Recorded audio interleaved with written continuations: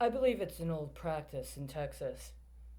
I believe part of what the disturbance is in the 1920s concerning the Texas Insurance Commission, and then again later in, I believe, the 60s and 70s, that also is specific to medical insurance but not exclusive to medical insurance, is that I believe that Texas and the Texas insurance industry thought it was entitled to take sacred texts and to use it as part of the evaluation and development of paradigms connected to its insurance sector. I specifically believe they used the Book of Common Prayer from the Church of England. This is important to me because at one point I accepted baptism as a Christian. I understood I was a Gnostic Christian and that the lineage I was in, where I was baptized as the first in that specific element of the lineage, was an unorthodox one. It was one that had come to the pastor who baptized me after a lifetime of devotion. His ministry was specific to the sacred relationship between the Christed One and Mary of Magdala. And part of that had to deal with the intensive defamation and heresy committed by political actors who attempted to manipulate and obscure the actual story of the truth of the ministry that the Christed One, known as Jesus, had with Mary of Magdala as well as others. So this was not your typical kind of baptism. I was baptized in the Pacific Ocean before it was nuked as an act of terrorism. And I understood this. There were several things about the pastor who baptized me that were exceptional. Among them was that every year he made a pilgrimage that he considered to be a holy act with groups of people that protested nuclear energy, and every year would go with them to an area in, I believe, the New Mexico Arizona border and protest nuclear power plants, which is to say they had absolutely no respect for the concept of a nuclear weapon. Now, I did not necessarily at the time agree with his 100% prohibition on nuclear energy. But he told me about his concept of pilgrimage, annual pilgrimage, and it was because of this that I accepted him as my mentor and spiritual leader. Even though I didn't agree with him, I understood he had a holy calling, and that something about that profundity of that holy calling had brought us together at a very important time. This is one of the things that let me know that if I was to ever accept baptism as a Gnostic, then it would be through his lineage. Now, he died a short time after that. I understand that there were other women that were baptized in the same lineage. I've never met any of them.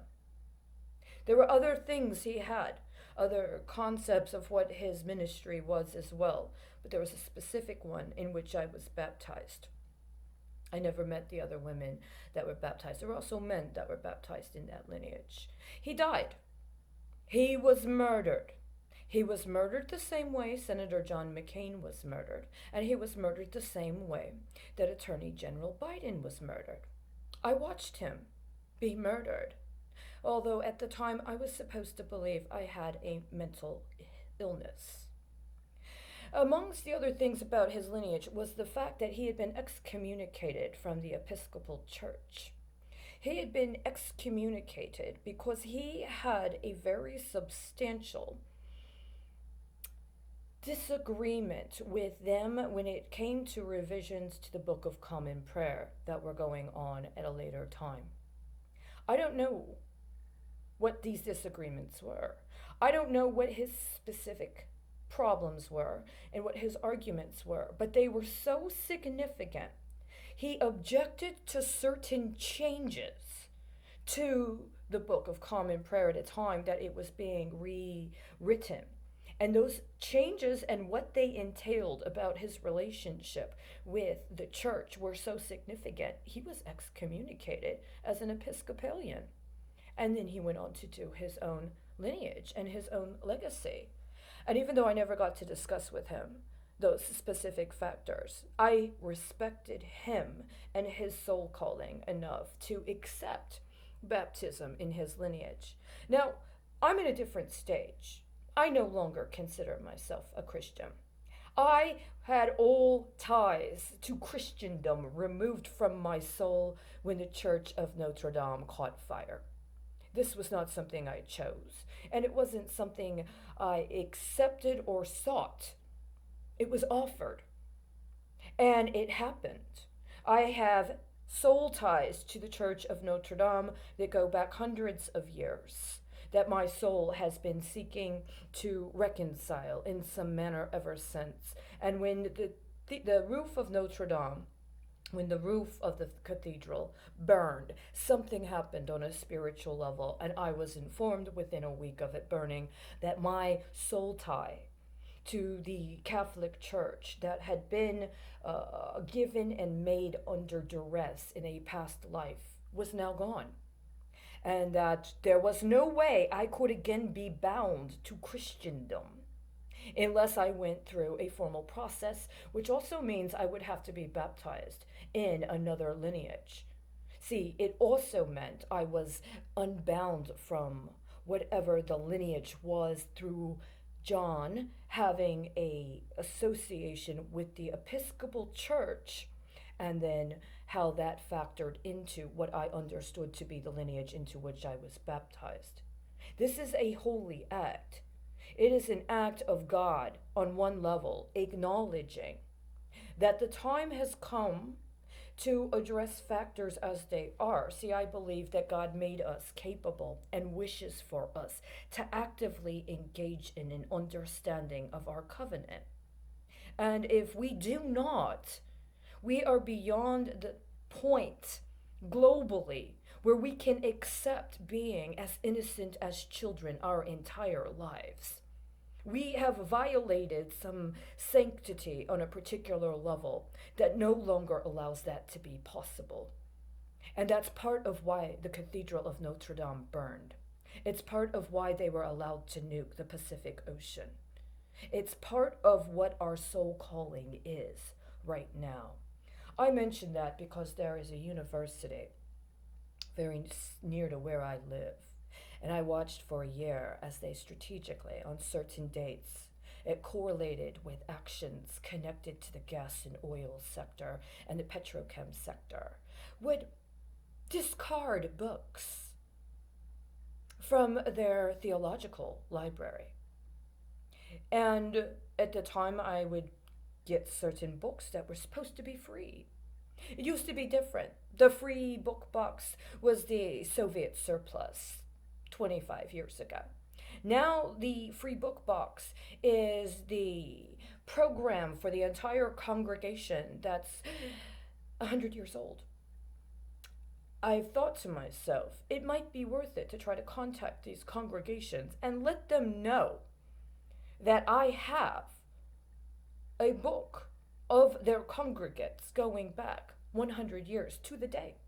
I believe these books were connected to Liberty Bond issues at the time, and that this specific theological library, either consciously or unconsciously, intentionally discarded them when they did and how they did, as a way to tax that specific congregation in an urban center in another city that's not from the same kind of religious tendency this university is. It's a Christian church, but it's not their kind of Christian. One of the things I found was something that is I'm not going to show it because it's not meant to be photographed. It is a copy of the Book of Common Prayer of the Church of England from 1885. This is a book of common prayer before the changes to the Book of Common Prayer in 1921. It has not even been read. It's one of those old books where the pages are folded, so in order to read it, you have to tear the pages. It's only torn through the first 10 pages. This book has never been read. You understand? They were just going to throw it out on the street. See who would come by and pick it up. That's what their concept of holiness is. There is an appropriate way to discard of holy objects of this sort. You can give them to somebody else as part of a transference or as part of an inheritance. There are ways you can discard them that are sacred. But to just offer them for free to anybody outside of the actual library, put it on the street, see who picks it up.